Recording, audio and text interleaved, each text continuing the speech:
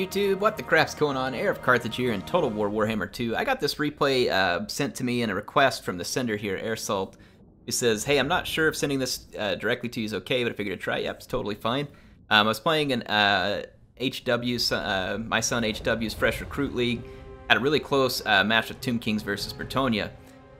Anyway, he wanted some thoughts from me and from you all after we watched this fight and tell you what, and kind of tell us what he thinks.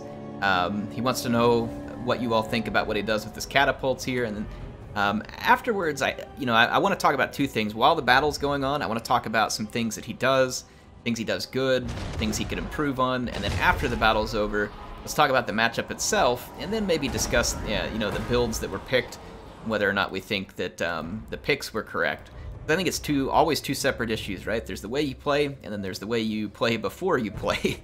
So he's got 5 skeleton spears up front against Bretonnia. That makes a lot of sense. Their infantry is trash against Tomb Kings, with the exception of Battle Pilgrims. We're going to have some Nehekara horsemen out here on the flanks. They're supporting some Necropolis Knights with halberds here, and then an Eyes of the Desert Sepulchral Stalker here. 2 Screaming Skull catapults, 2 standard Tomb Guard infantry. We've got a Tomb Prince, which is an anti-large hero, and then we have Archon the Black. He does have one of his skeleton summon abilities. The Fey Enchantress just dropped a chalice on the Screaming Skull catapult and destroyed it. So that was quite the hit. The Screaming Skulls were targeting the archers to begin with, and then swapped over to the Field Trebuchet. Now the Trebuchets are going to have some very nice support here. I will say this right now. Let's slow this down and point this out. If you look here, the Bretonnian player, his cavalry is way too distant. He's got archers way out here. You have fast Nehekara horsemen. Get in here and pressure these archers. If they can fall back to help soon enough, so be it. But don't let them get this close to your catapult, because what he's trying to do is get his archers into range and do damage to you for free while your catapults are exchanging fire with his. And then you never know, you might get lucky. In fact, don't just chase one of the archers. Send the Nehekara horseman, send Archon, your Tomb Prince, get out here and chase every last one of them. Make him micromanage that stuff. Put some pressure on. See here that the skeleton infantry line is going to move up. Again, that's actually a pretty good idea too. You could move it up and park it to where you can't get close enough to pour any arrows into your artillery. So that's another thing you can do, is let them use their shields to basically block off any advance of the peasant bows. But in any case, at this point, the Bretonnian player, I think, probably realized they were a bit overextended, and is going to go ahead and fall back as the Tomb Kings move up. Obviously, Aersult appears to be a little bit distressed over having had that chalice drop on his artillery, and seemingly now not being in a good place when it comes to the artillery duel. He is going ahead and pushing up. He's got his skeleton spears pushing up. When it comes to Bretonnia, obviously their power, and if we take a look, I didn't look at the Bretonnian units, by the way. We had 4 archers, a couple of them are fire arrows. Actually, it looks like every last one of them is fire arrows. There's some battle pilgrims, including the Holy Wardens of La Maisental. We've got some Knights of the Realm. So no Grail Knights that I've seen, at least, yeah, so no Grail Knights. We do have 2 Paladins supporting the Fey Enchantress. We already saw our Chalice. There are some Spearmen at Arms and some Peasants here. So infantry-wise, Bretonnia's Battle Pilgrims will be up to the task of cleaning out skeleton spears. However, Battle Pilgrims are, not spectacular by themselves. They wouldn't be up to a fight with Tomb Guard. However, the pick of Tomb Guard here without a halberd is an odd one to me. We'll see how they do, and I'll talk about that one at the end as far as picking the Tomb Guards. And I'll be curious to get more feedback. So again, I am not a competitive player in Total War Warhammer. I do understand how the game works. I can play some matches in a semi-competitive fashion. I don't play in a fully competitive fashion where I go into tournaments and stuff like that. But I can certainly play the game on a semi-competitive level. So I'll give my advice in that regard. And then if any of you all are watching that do play on a competitive level, I would love to have you add your advice after these two. When people ask us for advice, let's be kind and give it to them in a good way that's helpful.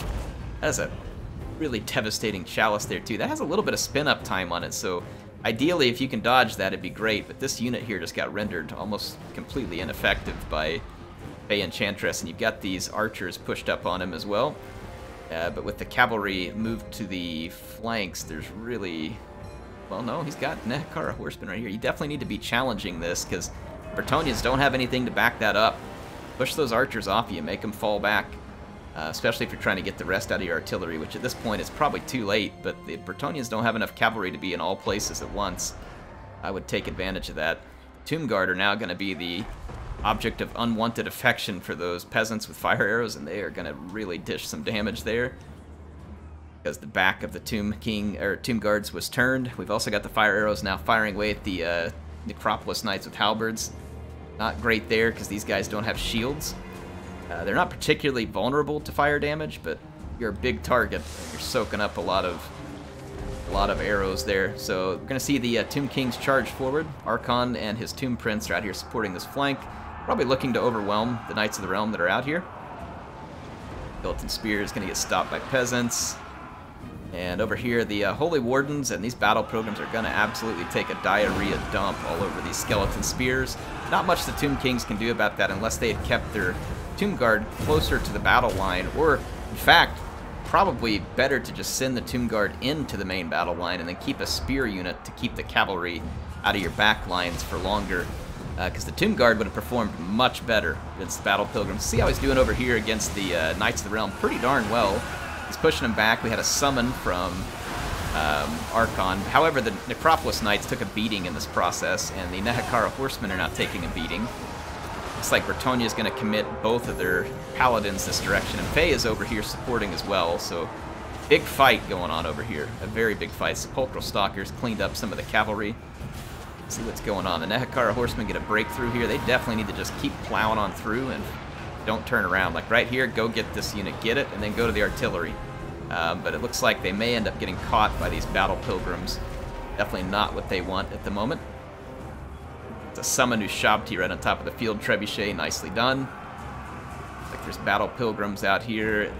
See the Tomb Guard definitely should have just been in the front line and protecting their flank with the spears, because now they're just taking a ton of damage and they're not getting any value up against the units that they would do well here. It's going to be the battle pilgrims. So you got to recognize when your best units of the Tomb Guard are going to be best against low armor infantry, and instead they're fighting cavalry, and then the spears are better against cavalry and they're fighting the low armor infantry.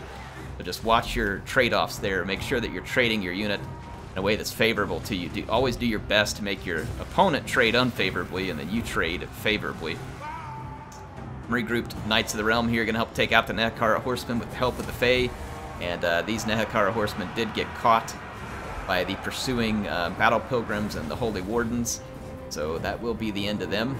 And at this point, the Tomb Kings are definitely at a disadvantage. Yeah, look at this, 2 Tomb Guards basically destroyed with the help of some archers and a Knights of the Realm, so that is a fair trade for Bretonnia all day, every day. These Tomb Guard are going to get nearly no value in this particular one. They definitely would have been very good against any of the Bretonnian infantry here. Definitely did not want them fighting the horsemen. Over here, some battle pilgrims are now reinforcing. Nice work, though, taking out the paladins. The combined fury of the Tomb Prince and Archon, along with the Sepulchral Stalkers, did a good job. But here the Stalkers are going to get caught out alone. These spearmen weren't going to play a whole big role. Archon and the Tomb Prince needed to break that cavalry and infantry charge, and then use the Sepulchral Stalkers to come in there and flank and try and clean this up. But now you got kind of a mess on your hands here. There's way too many Bretonnians for you to want to stand and fight. You can't really get away either, especially if Bretonnian brings up this Paladin or the Fae to help fix you into these fights. I think the Tomb Kings are in a place where there's not much they can do to turn this battle around. They're in a bad position at this point, and it's going to be an uphill struggle for them. But finally, the Tomb Guard are going to get a chance to charge into these infantry. Like I said, this is definitely the fight where they wanted to be all the way from the beginning. And I would have been trying to slink those Nehekara horsemen through the lines where you get the chance and challenge the archers. And if the only thing that did was at least keep the attention of the Knights of the Realm, then your Tomb Guard would have been owning some of that Bretonnian infantry. And I'm curious, I wonder how they do trade against a unit like that. I haven't had a chance to test it in a while. Might try and take the opportunity. Skeleton Summon here used to hold the battle pilgrims, but then he pulls out and he's looking to come over here and help support the other side of the fight with his Tomb Guard. The Tomb Guard are gone, though. There's really nothing left for them to do. Sepulchral Stalkers are going to get caught by the Holy Wardens here. Holy Wardens, they deal quite a bit, or they have a very high melee attack and pretty strong weapon strength. It's not particularly armor piercing, but with this many units, it's gonna hurt. It's not gonna be what you want. Yeah, the Tomb Kings at this point are outmatched. They're not gonna be able to fight their way out of this one despite Archon, Tomb Prince having some support here. Nice Spirit Leech on the Fae. She's gonna come running in. Archon is hurting. Tomb Prince and Archon, though, are certainly able to overwhelm these units. It's just that the Fae has got Chaff to come through in here and keep them busy. And that's going to be enough to keep her protected. She can just kind of come in and take cheap shots whenever she feels like it. See the Holy Wardens able to overcome the Eyes of the Desert. It's the other Paladin, or no, that's just some regrouped Knights rushing in. Knights of the Realm, and then some Battle Pilgrims. And Archon's going to fight this one out, but not going to have what it takes here. Doom and Darkness trying to drop leadership. It's a good last attempt there, but unless it was an overcast one, not much chance that it's going to be able to swing the battle. So it is a valiant defeat for Aersult, who sent it in. So his main question here was, what do you think I should have done with my catapults? I mean, your catapults, I think, could try to focus on the field trebuchets. You're outranged by the field trebuchets with Screaming Skull catapults. I don't necessarily disagree that you needed to get rid of his trebuchets, but you definitely needed to keep his archers screened further back from you while you were trying to fight the field trebuchets. And the same with the Fae. Don't let her get close enough to pull off those shenanigans with the bombardments and stuff. Easier said than done, but you know, your opponent, for instance, there had his archers way out in front of his army, and you probably could have made him pay for it, at least with one unit of archers, and possibly caused a mistake with some of his cavalry as he defended. So that's something you could have kept an eye on as well. But let's head out. So, I mean, as far as do I think you targeted the right thing, I mean, you have to kill his catapults, right? And you definitely want to get to his archers, or else your own get killed. But let's hop out of here, because if you were fighting with what you had there, without changing your army setup at all, here's what I would recommend. Let the skeleton spears run to the flank. The Tomb Guard go fight the Battle Pilgrims. Okay, so get the Tomb Guard into the Battle Pilgrims, because that is where they're going to do you a whole bunch more value. See these Battle Pilgrims? I mean, they just had a way with the skeletons. You really wanted your Tomb Guard fighting those guys. You did good in killing the Paladins. You did good in getting rid of a lot of his cavalry as well. So, I mean, the units you had were quite good when it comes to anti-large capability. However, Screaming Skull catapults, I just don't feel like these are a good unit for the Tomb Kings, especially not against Bretonnia. A Casket of Souls is very, very superior to the Screaming Skull catapult. It is better against archers, it's better against their trebuchets, and it is very much harder for the Fae or the trebuchets to kill, because it's a single entity, and it's very much more difficult for them to kill. So a Casket of Souls, were it allowed to have two of them, they would have been much better off. And if you weren't allowed to have two caskets, you could have one casket, which is good for killing other artillery, and good for killing archers, and then you could have had, say, a Bone Giant. And a Bone Giant is good against large, so what he can do is snipe at Bretonnian cavalry from very long range and do a lot of damage to them and keep them away from the fight while your Casket of Souls wrecks their artillery. So I think a Bone Giant combined with a Casket, and the good thing about a Bone Giant is that he doubles over to be very good in a melee afterwards as well. But let's go take a look at how some of that might play out. As far as your army pick, I don't disagree with Archon. I think Archon's a pretty solid pick from a Tomb King's perspective, probably in competitive as well. Like, I think he's a pretty good lord. Let's go in here to the custom battle screen real quick and play around with Tomb Kings a little. I'm going to go ahead and make the assumption that your tournament was going to be played with large funds, which is pretty common. So, oops, not Ketep. Archon, let's get Archon the Black, put him on a steed. Ability-wise, I think you had these abilities. I mean, the only one of these that you could decide to leave is probably My Will Be Done, but I mean, it is pretty decent. Ability, items. Definitely want the improved power recharge and the summon, so I might come back here and leave that one at home just to save some money. And then spell-wise, as far as best spells against Bretonnia, if I were going to bring a couple, I would probably do Spirit Leech because it's just always good. And although it's expensive from the standpoint of... it's expensive from the standpoint of what it takes to cast Not Purple Sun, but Fate of Buna is devastating to cavalry units. So let's say there's a unit of Grail Knights or something like that. you can ruin it with the Fate of Yuna. So I'd probably go down that road. And then you did have a Tomb Prince. I like the pick of the Tomb Prince. Guardian is good because it can help keep your Lord alive as you keep them fighting close together. It gives them 15% physical resistance, which is quite good. This is actually really nice here too. Curse of Dijaf.